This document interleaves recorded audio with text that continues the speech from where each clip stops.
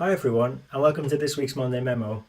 And today I'd like to talk about something we as finance professionals have always known the value of, which is the word integrity. In fact, it's one of our strengths, but nowadays it's probably one of the most abused words in the English language. If you think about it, it's become sort of a byword for corporate values. It's the word that's been used to express the fact that the corporation's good, its department is good, its people are good. So when we think of corporations, it's actually the finance department, the one that still has the most integrity in organisations. So maybe we go back historically, organisations have always looked to finance teams to provide a complete and accurate version of the truth upon which we can base better business decisions. We've earned this right to hold a mirror up to the business, to challenge its performance because of these high levels we've had historically anyway of perceived integrity.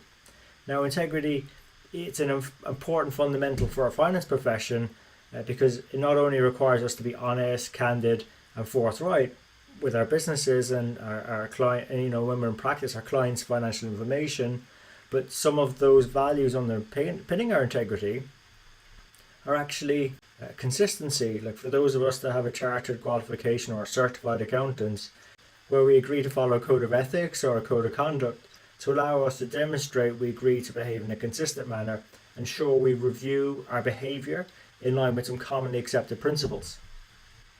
Then we've got objectivity.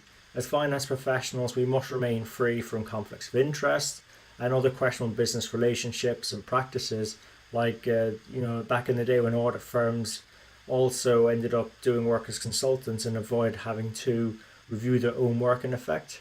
Otherwise, our ability to provide an honest opinion about a business's financial information is threatened. We've also got this independence because we have to restrict ourselves from using such confidential information for our own personal gain or advantage, whilst also being a principles-based profession. There's always the opportunity to present deceptive or manipulate financial information for our own gains as well. So again, we're expected to be independent to avoid that. And then finally, we've got this due care and accuracy value, which means that we have to exercise our competence, our diligence, and proper understanding of financial information, which we continually improve by keeping our education up to date and continual professional development. So given integrity is so fundamental to what we do and the value we offer our businesses, how can other departments claim to have the same levels of integrity as we do, let alone entire corporations? Well, to answer that question, maybe it's best to first ask, what does integrity really mean? Well, the word can be traced back to the Latin roots integer, which means intact. And the irony is not lost in the fact that integer is a number, a round number, a fully round number, fully complete number.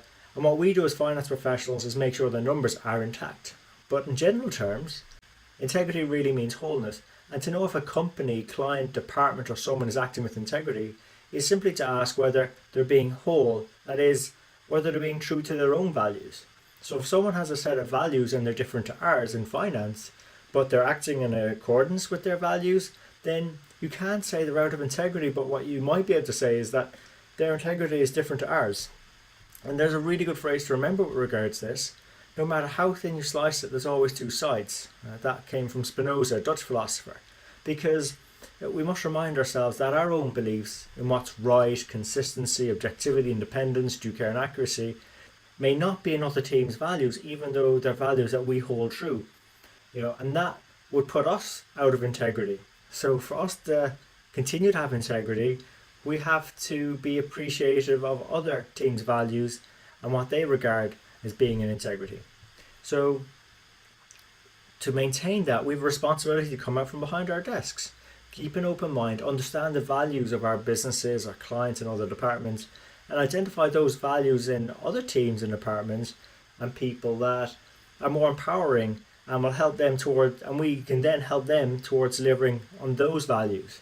And that might be from helping, say, the marketing team to move more towards their value of customer intimacy by applying our values around accuracy and objectivity when we deconstruct their customer data into sort of say net retention stats.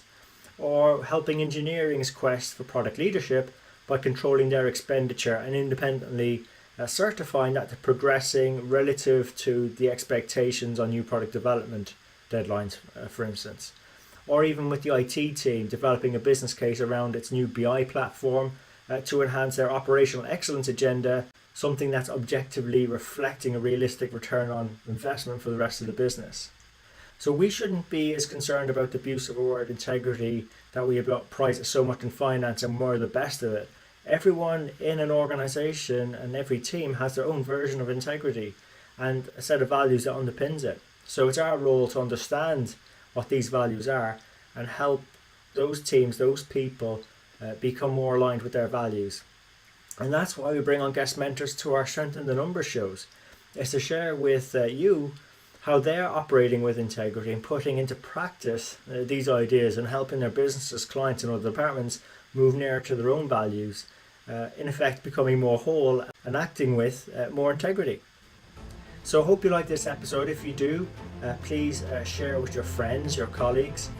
You can find us on all the major platforms, iTunes, Stitcher, SoundCloud and YouTube. So please subscribe to our show, and until next time, take care of yourselves and let's keep on building our strength in the numbers.